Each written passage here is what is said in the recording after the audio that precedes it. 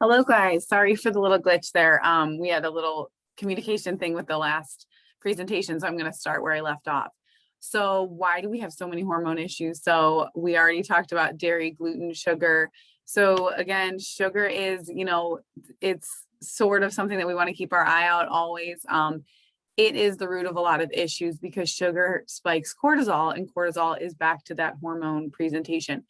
Also with insulin, sugar spikes insulin, and we know that in our country we have a lot of insulin resistance going on. So there's definitely, a reason that we want to decrease sugar so that way we can lower down these hormone issues that keep happening. Stress, we have a lot of stress in our country. So stress increases cortisol. Cortisol, obviously, again, is that lovely hormone that can throw off a lot of things. It can create insulin resistance. It can create fat issues, fat retention. So just kind of a snowball effect.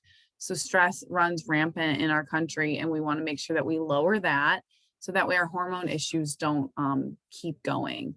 Lack of sleep. So again, back to this cortisol. So cortisol regulates during the night. So if you don't have good sleep, your cortisol doesn't really get to regulate itself. So for my nighttime workers, my nurses, my doctors, construction, whoever it might be that work throughout the night, those people we need to pay extra attention to about their cortisol levels because they don't really get the chance to have them regulated. So it can be really harmful on there, and it can really, really wreak havoc. So that's a huge one. Lack of exercise again. Your fat tissues are actually where estrogen gets stored. So we definitely don't want a lot of excess fat because that will increase estrogen dominance also, and that will also cause some insulin issues. Immune dysregulation. So a lot of us have chronic autoimmune diseases or viruses or bacteria. When your system is fighting off a chronic immune imbalance, the last thing it really wants to worry about is taking care of hormones. So it'll prioritize and it'll say, okay, immune system first, hormones second.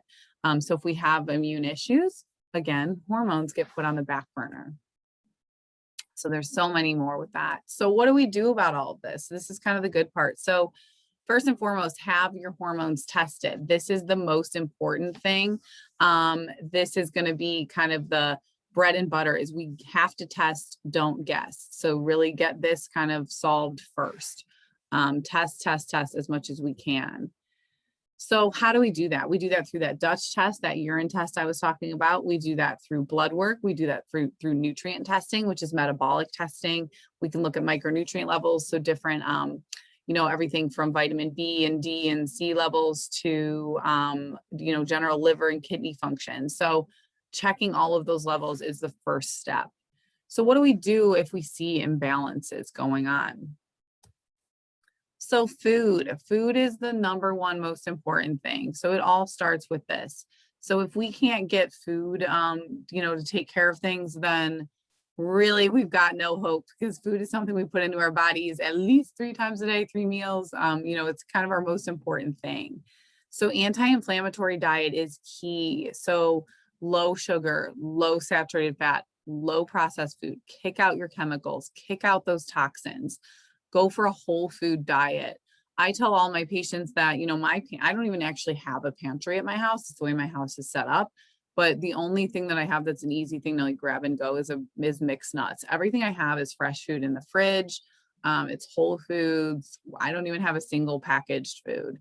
Maybe a random bar of some dark chocolate in there, but I don't really own that. So just whole foods is kind of the number one thing you want to look for, and really low on inflammation. So that way it's not filled with all those gross chemicals. There we go too. Take out the toxins in both food and cleaning products, makeup products. We talked about that already. That's huge.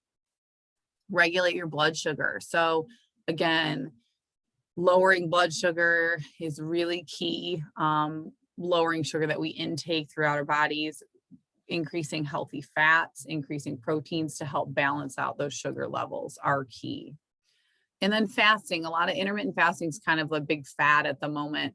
I'm not against it by any means. It's wonderful for certain people, but if you have really low cortisol levels, your intermittent fasting for you might not be great because your body actually needs some extra nutrient support. So I like intermittent fasting for some people, not for others. It does help to regulate blood sugar in some people, but again, everyone's different.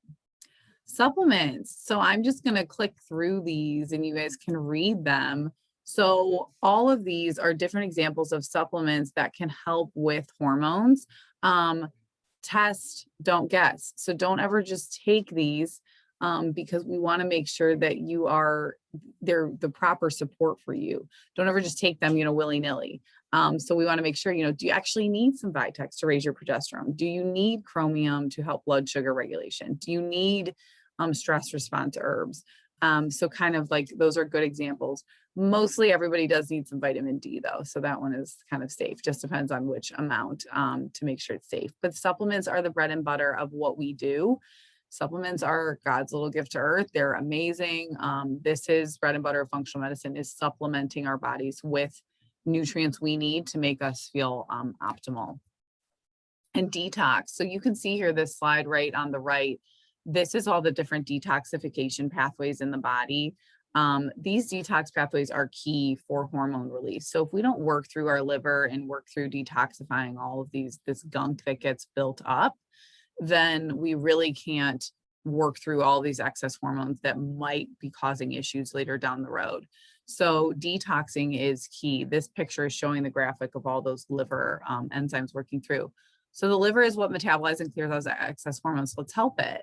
So we give liver support, liver supplements. We remove those toxic load, makeup, cleaners, environmental, processed food, remove those triggering foods and beverages, remove emotional triggers. This is huge. If we can't get rid of that emotion that maybe brought you here in the first place that set off all of these hormone cascades, then we're never going to get anywhere. That's huge, is emotional triggers. And unnecessary medications. There's a time and a place for medications, absolutely, but some of them are maybe not needed. So that's huge also. And then lastly, here is lifestyle. So arguably, this is going to be the most important part.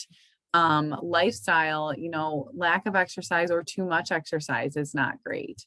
Decreasing that toxic load, which we've talked about. Fixing the immune system, so healing those chronic bugs or those chronic autoimmune conditions that might come about. That's something that we can target, or fixing those chronic viruses that might be causing issues. Healing the gut, so the gut lining. If you listen to our other lecture about the gut and all that we do to help that will help the immune system, thus helping hormone levels. Decrease the stress, so activate the parasympathetic nervous system, meaning the calming nervous system, which I'm going to talk now about how other things that we can do that can help that. So these are just some major lifestyle factors that we will target when we work with healing your hormones. These are key. This is really where we come in and we dig deep and find your tailored reason why we need to fix what we need to fix.